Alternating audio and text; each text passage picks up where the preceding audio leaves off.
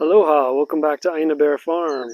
We're back here behind the house in our little agroforestry style experiment that has really blown up since the last time we put it on video.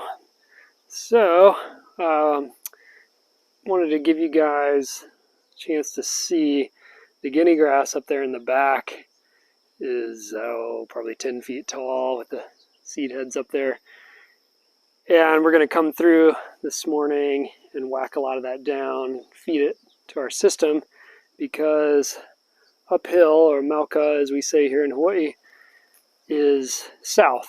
And so even though we're tropical, we're still losing some sunlight back there. And since it's winter, I want to open that up, let the sunlight in. But you can see the pigeon pea has really exploded. Get in closer, you'll be able to see the flowers coming.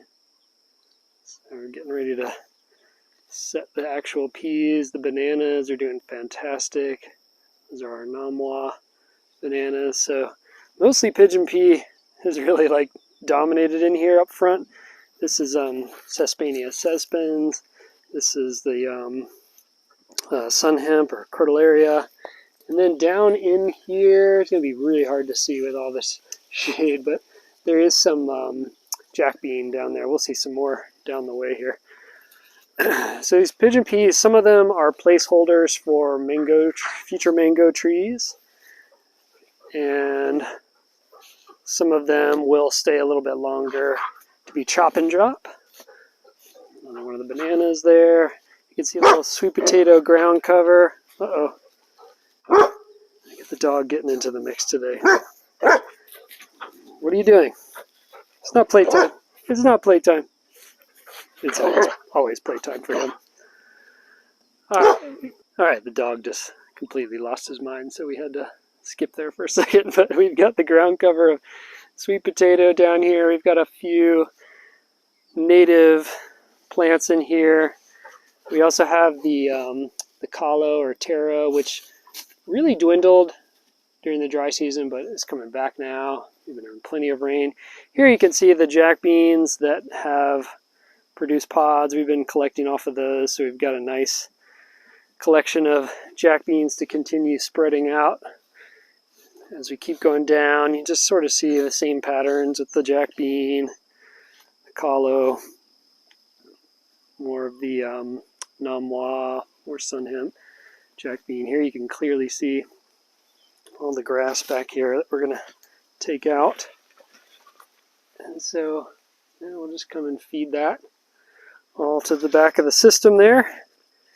And then as we get all the way down to the point where we have not continued on yet, we've got about another, I think, maybe 25-30 feet till we hit the fence that connects out to the food forest.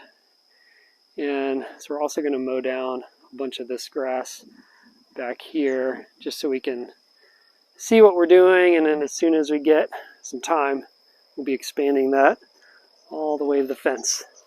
So sit tight, we'll be right back, get this all cleaned up. Alright, so this is actually a couple days later. Just kind of did all this work in stages here. So took down the tall grass at the back there.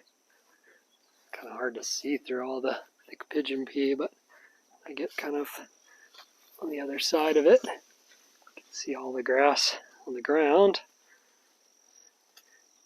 And there you can see one of the fence posts, so you can actually see where the line is. And then a lot of these podocarpus trees died, but clearly that one came back strong. I'm probably going to actually just take them all out. There's another one there. I haven't quite decided yet, but I think partly because they came back like randomly. I can put something else there. That'll be not as strange looking, and they're kind of a headache to maintain anyways. So you can see how much more light is getting through on the back side there. And then all that grass will feed the system. It kind of makes its way down the hill. So here you can see a bunch of the stumps that are all dead here.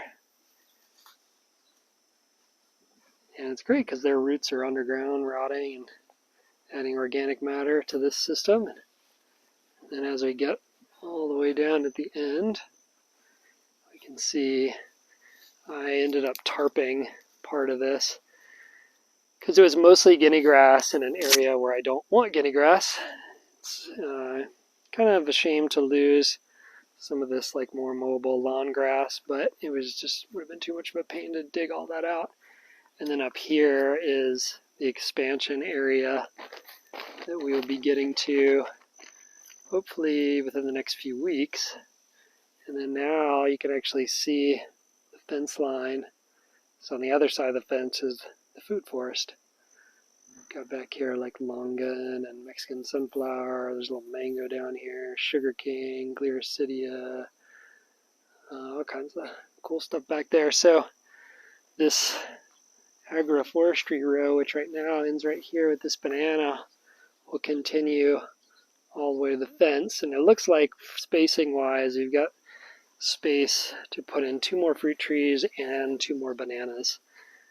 And if you haven't seen any of our previous videos, the plan here is to do a line of a whole bunch of different varieties of mangoes and then interplant them with these Namwa bananas, which we'll keep around, keep them productive for quite a while. And then understory wise, we'll probably eventually have more of a landscaping approach with some native plants, some things that are just nice to look at, like monstera and ferns and things like that. Not, not like a full-on syntropic system, but yeah, just something edible component and nice to look at. So it's a lot of work. We've got a lot more to go. Hope you enjoyed that. Okay, Polu, say aloha. Aloha. We'll see you back here next time at Up the Bear Farm.